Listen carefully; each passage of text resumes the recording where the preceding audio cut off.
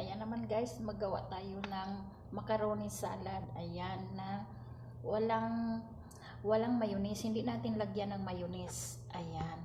Ito lang siya ang ating gawin. Ayan lang. So itong ating pasta ay mahahaba. So hinahati ko ito ng apat. Ayan. Ayan siya. Ito lang ang ating halo. So, ito siya para din siyang mangga o parang juicy siya, juicy para siyang pinya, ganon. So, no need na lagyan ng kaong, so prutas na lang ating ilagay. Ayan. Tapos, option na lang ni ate, lagyan natin na nitong tinatawag na golden corn. Ayan. Golden corn. Ayan. Option na lang yan natin.